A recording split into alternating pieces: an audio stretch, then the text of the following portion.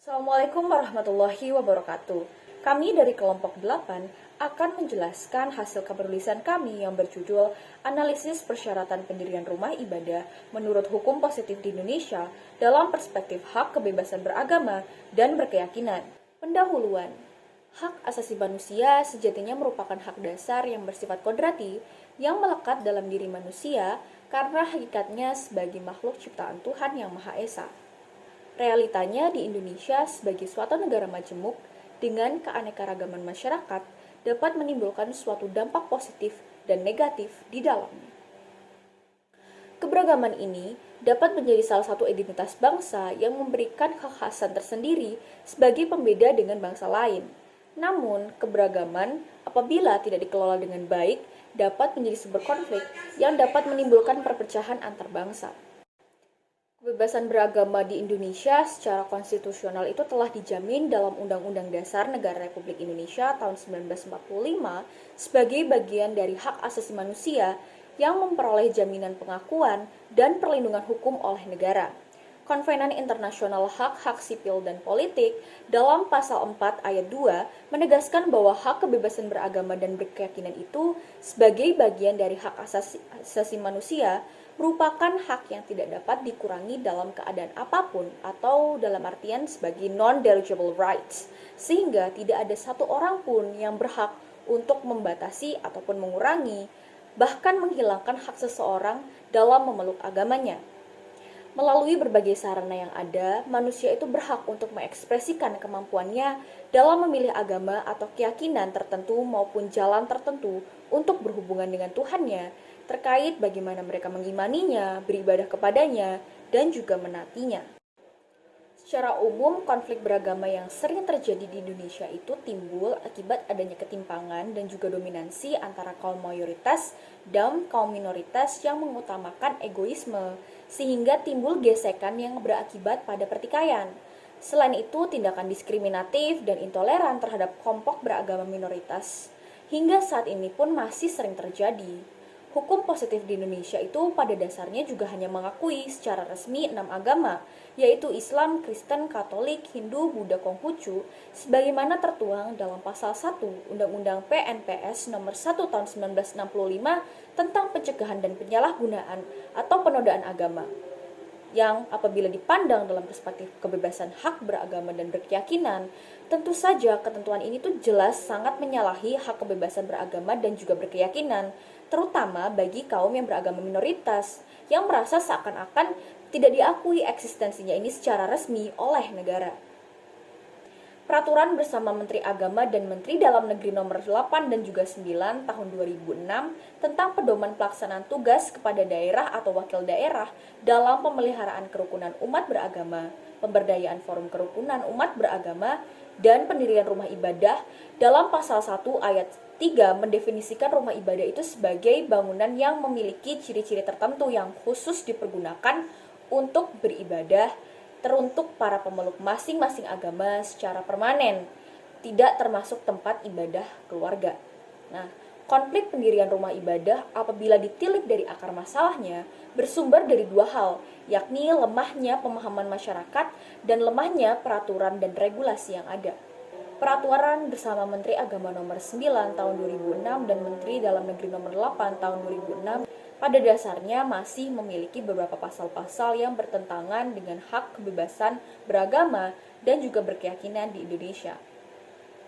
Contohnya seperti syarat-syarat pendirian rumah ibadah berdasarkan peraturan bersama tersebut tidak mempertimbangkan terkait kondisi, keadaan, serta hak kebebasan beragama dan berkeyakinan dari kelompok minoritas. Penelitian ini berusaha untuk menjawab dua rumusan masalah, yaitu yang pertama terkait bagaimana hukum positif ini mengatur pendirian rumah ibadah di Indonesia, dan yang kedua tentang bagaimana implikasi yang ditimbulkan dari persyaratan pendirian rumah ibadah terhadap hak asasi manusia, khususnya hak kebebasan dalam beragama dan juga berkeyakinan. Tujuan utama penelitian ini adalah menganalisis persyaratan pendirian rumah ibadah di Indonesia sesuai dengan hukum yang berlaku serta menelaahnya dalam kerangka hak kebebasan beragama dan berkeyakinan. Melalui pendekatan ini, penelitian berusaha menggali lebih dalam tentang bagaimana regulasi pendirian rumah ibadah diterapkan di berbagai daerah di Indonesia. Hal ini melibatkan analisis terhadap peraturan perundang-undangan yang berlaku, seperti Peraturan Bersama Menteri Agama dan Menteri Dalam Negeri Nomor 8 dan 9 tahun 2006 tentang pedoman pelaksanaan tugas kepala daerah atau wakil kepala daerah dalam pemeliharaan kerukunan umat beragama, pemberdayaan forum kerukunan umat beragama, dan pendirian rumah ibadah. Dengan menganalisis data yang diperoleh, penelitian ini berharap dapat memberikan rekomendasi yang berguna bagi pembuat kebijakan untuk memperbaiki regulasi yang ada, sehingga dapat menciptakan lingkungan yang lebih inklusif dan adil bagi semua pemeluk agama di Indonesia. Pendekatan penelitian yang digunakan dalam penelitian ini adalah pendekatan kualitatif. Pendekatan ini dipilih karena penelitian ini bertujuan untuk memahami fenomena sosial dan hukum secara mendalam melalui analisis terhadap data yang bersifat deskriptif.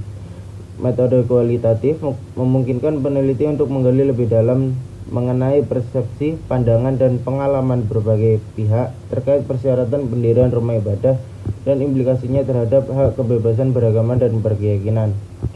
Jenis penelitian ini adalah deskriptif analitis.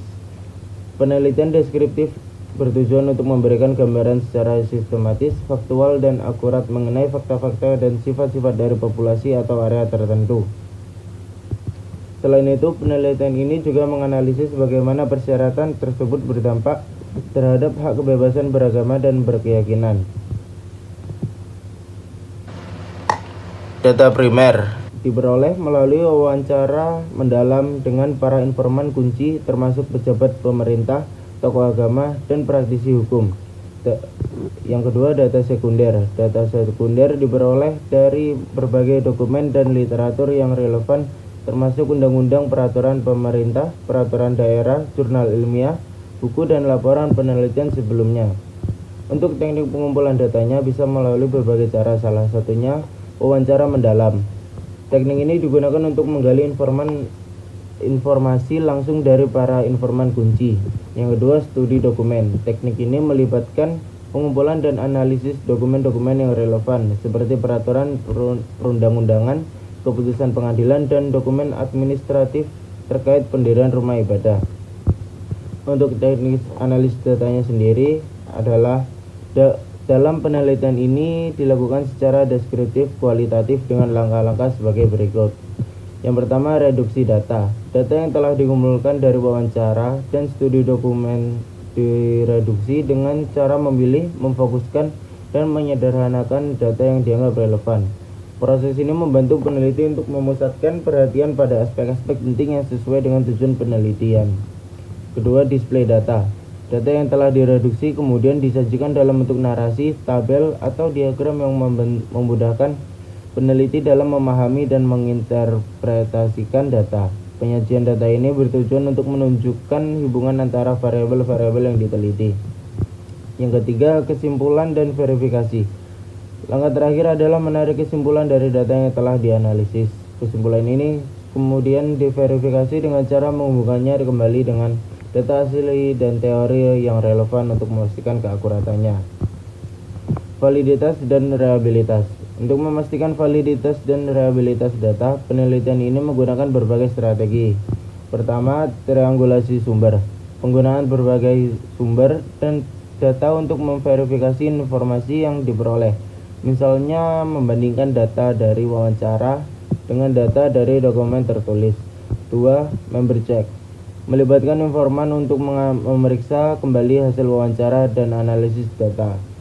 Yang 3. Audit trail. Mendokumentasikan semua langkah dalam proses penelitian secara rinci mulai dari pengumpulan data hingga analisis dan penarikan kesimpulan. Yang terakhir, etika penelitian. Penelitian ini mematuhi prinsip-prinsip etika penelitian yang berlaku, antara lain informed consent. Sebelum melakukan wawancara, peneliti meminta persetujuan dari informan dengan menjelaskan tujuan penelitian, prosedur, dan hak informan. Kedua, kerahasiaan. Identitas dan informasi pribadi informan dijaga kerahasiaannya. 3. Netralitas dan objektivitas.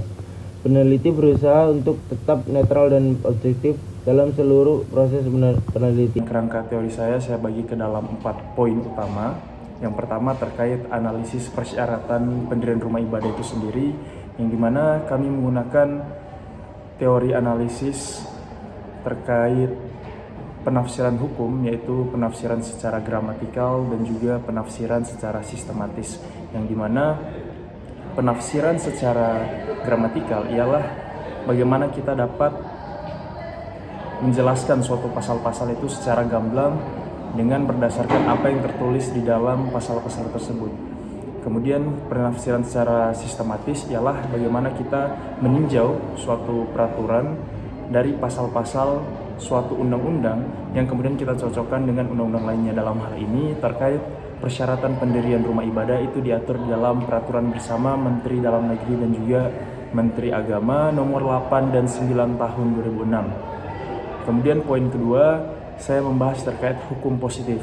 Hukum positif ialah hukum yang berlaku di suatu negara saat ini, yang dimana hukum positif itu mengatur terkait bagaimana tingkah perilaku dari masyarakat agar tidak bertentangan dengan norma-norma agama, norma asusila, dan lain sebagainya. Yang dimana hukum positif itu sendiri pun dibagi menjadi dua. Ada hukum yang tertulis dan juga hukum yang tidak tertulis. Yang dimana hukum tertulis ialah hukum yang dibentuk oleh lembaga berwenang, dalam hal ini Presiden dan juga DPR, yang kemudian dikodifikasikan dan diakui secara sah di suatu negara. Sementara peraturan yang tidak tertulis ialah peraturan yang bersumber dari hukum-hukum adat, namun hal tersebut diakui dan berlaku di suatu negara. Nah, dalam hal ini terkait persyaratan pendirian rumah ibadah, kami menggunakan hukum yang tertulis, yaitu saya sebutkan sebelumnya, itu peraturan bersama Menteri Dalam Negeri dan Menteri Agama nomor 8 dan nomor 9 tahun 2006. Kemudian poin selanjutnya saya membahas terkait hak asasi manusia, yang dimana hak asasi manusia itu sendiri berdasarkan pasal 1 ayat 1 Undang-Undang nomor 39 tahun 1999 menjelaskan terkait bahwasanya hak asasi manusia adalah hak asasi yang melekat terhadap suatu individu atas dasar harkat dan martabatnya sebagai manusia, bukan diberikan oleh kekuasaan dari suatu negara. Nah, kemudian lebih lanjut terkait hak asasi manusia sendiri itu dibagi menjadi dua. Hak asasi manusia yang disebut sebagai derogable right dan juga hak asasi yang disebut sebagai non-derogable right. Yang dimana hak asasi non-derogable right adalah hak asasi yang sama sekali tidak dapat dikurangi dalam keadaan apapun. Contohnya adalah hak hidup, hak mendapatkan pendidikan, hak untuk tidak disiksa, termasuk hak untuk kebebasan beragama dan berkeyakinan. Sementara hak yang derogable right adalah hak-hak yang dapat dikurangi seperti hak politik, seperti hak memilih dan dipilih. Nah, kemudian lebih lanjut, saya akan membahas terkait hak kebebasan beragama dan berkeyakinan itu sendiri yang menjadi pondasi kita dalam materi kali ini atau pembahasan kali ini, yang dimana hak kebebasan beragama dan berkeyakinan itu masuk ke dalam non-derogable right. Artinya negara tidak boleh membatasi terkait hak kebebasan seseorang dalam beragama dan berkeyakinan, termasuk di dalamnya hak-hak untuk menjalankan ibadah sesuai agama dan keyakinannya masing-masing. Nah, kemudian yang terakhir terkait teori-teori yang relevan yang digunakan di dalam tulisan kali ini, yaitu ada dua, yang dimana yang pertama teori hak-hak alami dan juga teori terkait perlindungan hukum oleh Setiono, yang dimana teori hak-hak alami mengatakan bahwasanya hak asasi manusia adalah hak yang bersumber dari Tuhan, yang dimana diberikan kepada manusia atas harkat dan martabatnya sebagai seorang manusia. Nah, hal ini berkaitan, artinya bahwasanya hak kebebasan beragama dan berkeyakinan itu bersumber langsung dari Tuhan yang diberikan kepada manusia. Kemudian hak perlindungan hukum oleh Setiono mengatakan bahwasanya hukum itu hadir harus melindungi hak-hak dari manusia itu sendiri, harus melindungi hak asasi manusia, hak-hak manusia lainnya yang diberikan oleh Tuhan atau secara alami maupun yang diberikan oleh negara. Ya, kemudian yang selanjutnya terkait data kami telah melakukan beberapa studi kasus terkait data-data juga, yang dimana Setara Institute per tahun 2007 hingga 2022 mengatakan bahwasanya terdapat 573 kasus terkait pembatasan hak beragama dan berkeyakinan tersebut. Nah, latar belakangnya bermacam-macam. Ada yang karena penolakan pembangunan rumah ibadah, penggangguan terhadap peribadatan dan lain sebagainya. Yang dimana terkait hal administratif pada pasal 14 peraturan bersama Menteri Dalam Negeri dan Menteri Agama itu sangat rentan akan celah ya untuk dijadikan sebagai suatu alasan warga untuk menolak hal tersebut, yang dimana perlu ada pengakuan dari 90 jamaat ataupun 60 warga sekitar. Nah, kami melakukan studi kasus yang pertama oleh warga Sindang Jaya, yang dimana warga Sindang Jaya melakukan penolakan terhadap pendirian sebuah gereja, yang artinya gereja tersebut tidak dapat berdiri karena warga sekitar tidak memberikan izin. Kemudian yang kedua juga terkait gereja Betani, yang dimana warga sekitar tidak memberikan izin pembangunan gereja tersebut. Nah, hal-hal seperti ini, pemenuhan terhadap syarat administratif untuk pembangunan sebuah rumah ibadah ini yang seringkali menjadi sebuah batasan bagi warga Indonesia, khususnya kaum-kaum minoritas, dalam melaksanakan atau memenuhi hak kebebasan beragama dan berkeyakinannya tersebut. Ada pula komunitas muslim di Kabupaten Tapanuli Utara, Sumatera Utara yang mengalami penolakan ketika ingin memindahkan Masjid Al-Munawwar Sarula. Penolakan ini disuarakan oleh komunitas Kristen yang merupakan agama mayoritas warga setempat. Terdapat beberapa alasan mengapa mayoritas masyarakat dari Kabupaten Tapanuli Utara tersebut menolak pemindahan Masjid Al-Munawwar ini. Setidaknya ada 4 alasan yang mereka kemukakan. Yang pertama itu adalah terkait lokasi yang akan dibangun masjid itu berdekatan dengan gereja. Mereka tidak setuju tentang hal tersebut. Lalu yang kedua, mayoritas penduduk di lokasi yang akan dibangun masjid beragama Kristen. Ketiga, panitia pembangunan masjid itu dirasa tidak menghormati sesepuh adat desa atau yang biasa disebut natua-tua. Dan yang keempat adalah faktor terkait ketepatan dan juga kelayakannya. Lalu ada studi kasus lain yang penulis ambil terkait penolakan rencana pembangunan pura di Desa Sukahurip, Kabupaten Bekasi. Pembangunan pura ini ditolak oleh sekelompok orang dengan tudingan jumlah penganut agama Hindu di kampung tersebut itu sangat minim. Jadi sejumlah warga Sukahurip meradang saat ditanyai rencana pembangunan pura di kampung mereka. Meskipun sebagiannya lagi menganggap tak ada persoalan yang perlu diperdebatkan. Namun, komunitas Hindu bersikukuh telah memenuhi seluruh syarat dari pendirian rumah ibadah. Di sisi lain, penggiat kebebasan beragama juga menyebut bahwasanya jumlah umat itu tidak seharusnya menjadi dasar pendirian tempat peribadatan. Setara Institute for Democracy and Peace juga mendesak pemerintah untuk mengubah regulasi pembangunan rumah ibadah yang dinilai terus memicu dikotomi mayoritas dan minoritas. Namun izin pembangunan rumah ibadah ini haruslah tidak merujuk pada siapa umat yang akan menggunakannya, baik 1 atau 2 umat.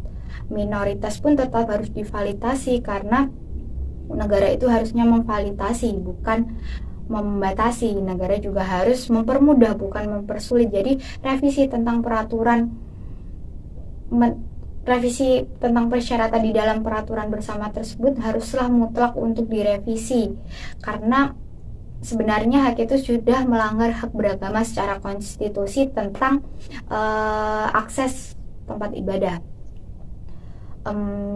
Jadi persyaratan di dalam peraturan menteri tersebut tentang 90 orang pengguna rumah ibadah dan 60 dukungan tersebut jelas sudah melanggar hak asasi manusia tentang hak beragama dan berkeyakinan, karena kaum minoritas berapapun jumlahnya tetap harus dihormati hak asasi manusianya, yaitu tentang pendirian rumah ibadah tersebut. Dan syarat dari peraturan bersama tersebut biasanya juga dijadikan celah bagi kaum mayoritas untuk tidak memberikan dukungannya kepada kaum minoritas tersebut. Jadi diharapkan bagi pemerintah untuk merevisi peraturan bersama ini agar meredanya konflik atau berkurangnya konflik antar umat beragama atau antar umat beragama dengan pemerintah, karena hal ini sudah jelas melanggar sila Pancasila, sila pertama dan juga sila kelima. Jadi diharapkan pemerintah merevisi agar konflik atau apapun itu tidak terjadi dan adanya perdamaian antar umat beragama serta terpenuhinya hak asasi manusia tentang beragama dan berkeyakinan. Jadi yang pertama adalah pengaturan hukum positif tentang pendirian rumah ibadah di Indonesia. Jadi perihal pendirian rumah ibadah ini diatur dalam Peraturan Bersama Menteri Agama dan Menteri Dalam Negeri nomor 9 dan 8 tahun 2006. Peraturan ini bersifat prosedur administratif dan peraturan ini dibuat dengan diskusi panjang antara tokoh-tokoh agama di Indonesia, jaksa agung, menteri hukum, serta perwakilan dari elemen-elemen masyarakat. Dan peraturan ini dibuat juga dengan mempertimbangkan hak asasi manusia. Selain itu, peraturan bersama ini juga dibuat dengan didasarkan pada pasal 29 ayat 2 Undang-Undang Dasar 1945 yang berisi bahwa negara menjamin kemerdekaan tiap-tiap penduduk untuk memeluk agamanya masing-masing dan untuk beribadah menurut agama dan kepercayaannya itu. Pendirian rumah ibadah jelas didasarkan karena keperluan umat beragama, tapi pada kenyataannya tidak semua umat beragama mendapat izin untuk mendirikan rumah ibadahnya masing-masing karena syarat dalam peraturan bersama ini. Peraturan bersama ini dirasa masih memojokkan kaum minoritas karena syarat dalam pasal 14 ayat 2 di mana harus ada nama dan KTP pengguna rumah ibadah paling sedikit 90 orang itu dirasa membatasi kaum minoritas untuk mendapatkan izin pendirian rumah ibadah. Bagi umat minoritas yang seperti misal Hindu atau Buddha yang bertempat tinggal di wilayah agama mayoritas, contohnya mayoritas agama Islam, jelas terkena dampak dalam peraturan bersama ini karena tidak semua umat agama minoritas itu memiliki pengikut atau memiliki umat yang berjumlah 90 orang. Bahkan bisa jadi umat minoritas di wilayah tersebut itu cuma kurang dari 10 orang. Jadi sudah jelas tidak semua umat beragama itu bisa mendapatkan izin untuk mendirikan rumah ibadahnya. Hal ini jelas berpengaruh terhadap kebebasan mereka dalam beragama dan beraktivitas dalam pelaksanaan keagamaan. Sedangkan dalam pasal 14 ayat 2 poin B itu dijelaskan bahwa harus ada dukungan dari masyarakat setempat minimal 60 orang. Sedangkan pada kenyataannya tidak semua orang memberikan dukungan untuk pendirian rumah ibadah kaum minoritas karena dilihat-lihat banyak kaum mayoritas atau agama lain di luar agama mayoritas tersebut sangat fanatik dengan agama yang dianutnya, merasa agamanya paling benar sendiri, egois, dan merasa bahwa pendirian rumah ibadah itu tidak perlu karena kaum minoritas tersebut sedikit. Jadi dirasa tidak sesuai dengan jumlah yang disyaratkan oleh pemerintah, makanya mereka tidak memberikan dukungan. Jadi implikasi dari persyaratan pendirian rumah ibadah ini menyebabkan berbagai konflik. Pada tahun 2008 saja terdapat 12 konflik tentang penolakan pendirian rumah ibadah, dan banyak juga pembongkaran rumah ibadah karena pembongkaran rumah ibadah oleh pemerintah dan masyarakat karena dirasa tidak memenuhi syarat yang terdapat dalam pasal 14 ayat 2. Jadi hal ini sudah jelas melanggar hak asasi manusia tentang kebebasan beragama dan berkeyakinan karena kaum minoritas tersebut karena tidak mendapatkan izin pembangunan rumah ibadah, maka mereka juga tidak bisa melakukan aktivitas keagamaan mereka. Jadi pemerintah diharapkan untuk segera merevisi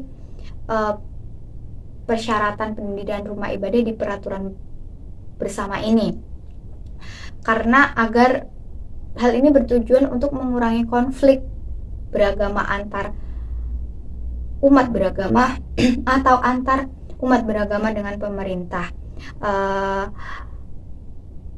dan agar tidak terjadi pelanggaran atas hak kebebasan dan beragama di kemudian hari. Sekian.